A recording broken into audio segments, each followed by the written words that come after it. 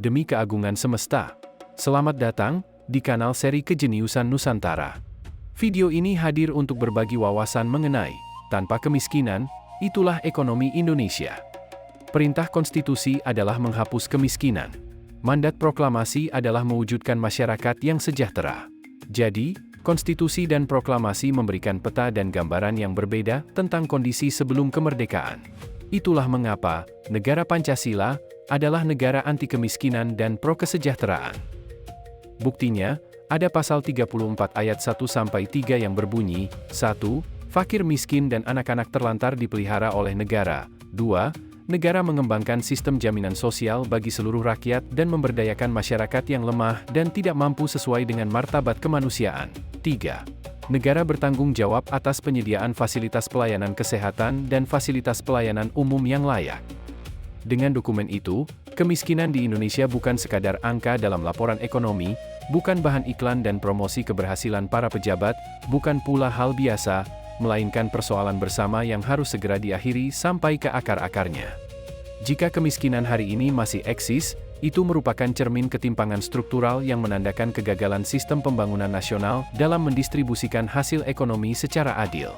Karenanya, Rancangan Undang-Undang Perekonomian Nasional dan Kesejahteraan Sosial hadir sebagai koreksi terhadap paradigma pembangunan lama yang hanya berorientasi pada pertumbuhan. Undang-undang ini menegaskan bahwa pengentasan kemiskinan bukan program karitatif, melainkan mandat konstitusional negara untuk mewujudkan keadilan sosial bagi seluruh warga negara. Maka, negara tidak lagi cukup hadir dengan kebijakan bantuan sesaat, melainkan wajib membangun sistem ekonomi yang membuka akses terhadap sumber daya, pekerjaan, pendidikan, dan modal. RUU ini menuntut agar subsidi dan pembiayaan negara diarahkan secara tepat sasaran, berbasis kinerja, serta berpihak kepada pelaku ekonomi kecil dan pekerja produktif. Fokus utamanya bukan memberikan bantuan konsumtif, melainkan menciptakan kemandirian ekonomi warga negara melalui industrialisasi padat karya, penguatan koperasi, dan peningkatan kapasitas wirausaha di daerah. Arah kebijakan fiskal dalam RUU ini ditekankan sebagai alat pemerataan, bukan sekadar untuk stabilitas makroekonomi. Anggaran negara harus digunakan untuk memperkuat pendidikan, meningkatkan layanan kesehatan, serta mengembangkan ekonomi produktif di daerah tertinggal. Pendekatan berbasis manfaat menjadi pijakan agar setiap pengeluaran publik menghasilkan pertumbuhan yang adil dan secara nyata mengurangi kesenjangan sosial. Kebijakan fiskal diarahkan agar pembangunan tidak lagi terpusat di kota besar, tetapi juga menjangkau wilayah pinggiran yang selama ini terabaikan. Untuk mencapai tujuan tersebut, RUU ini menekankan pentingnya sinergi antara pemerintah, dunia usaha, dan masyarakat. Dunia usaha tidak boleh beroperasi secara eksklusif, tetapi perlu menjadi bagian dari strategi pembangunan nasional melalui kemitraan dengan UMKM dan koperasi.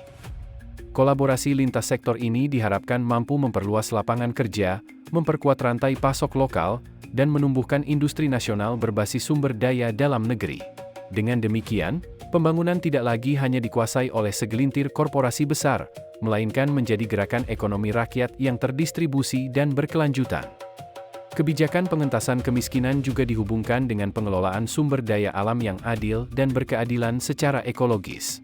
RUU ini menegaskan bahwa hasil kekayaan alam harus dikembalikan untuk kesejahteraan daerah penghasil melalui mekanisme dana bagi hasil yang proporsional.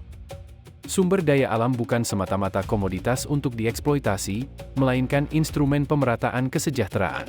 Prinsip pembangunan berkelanjutan menjadi landasan agar ekspansi ekonomi tidak menimbulkan kerusakan lingkungan atau meminggirkan masyarakat adat yang bergantung pada sumber daya alam tersebut.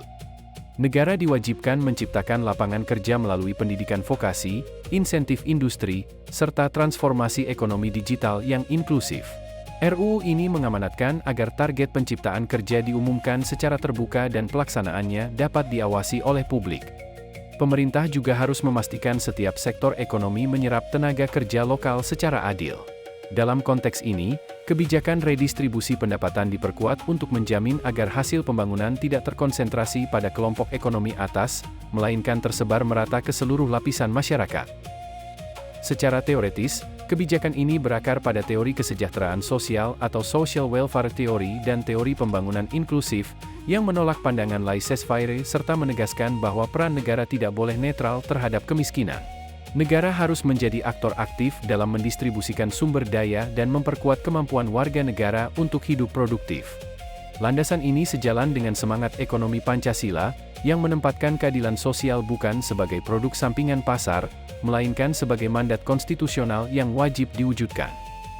Dalam kerangka ini, Rancangan Undang-Undang Perekonomian Nasional dibangun atas 4 pendekatan utama, yaitu pendekatan kebutuhan dasar, pendekatan pendapatan, pendekatan kemampuan manusia, serta pendekatan objektif dan subjektif. Keempat pendekatan ini menunjukkan bahwa kesejahteraan bukan hanya soal uang, tetapi juga soal martabat, kesempatan, dan kemampuan setiap warga negara untuk hidup layak dalam sistem ekonomi yang adil. Pada akhirnya, penghapusan kemiskinan bukan sekadar tugas administratif, melainkan ikhtiar ideologis, sosiologis, konstitusional, dan filosofis untuk mengembalikan makna warga negara sebagai subjek pembangunan. Warga negara bukan sekadar data dalam survei kemiskinan, melainkan entitas politik yang memiliki hak ekonomi dan sosial yang dijamin oleh konstitusi. Singkatnya, dalam negara Pancasila, semua warganya adalah konsepsi politik, bukan konsepsi aritmetika atau statistik. Karena itu, setiap kebijakan ekonomi harus berpihak pada manusia, bukan pada angka.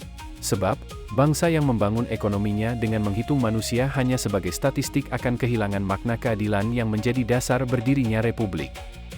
Tanpa kemiskinan, itulah ekonomi Indonesia. Oleh Yudhye Haryono, Presidium Forum Negarawan. Sampai jumpa di episode seri Kejeniusan Nusantara berikutnya. Salam Indonesia. Berkibar merah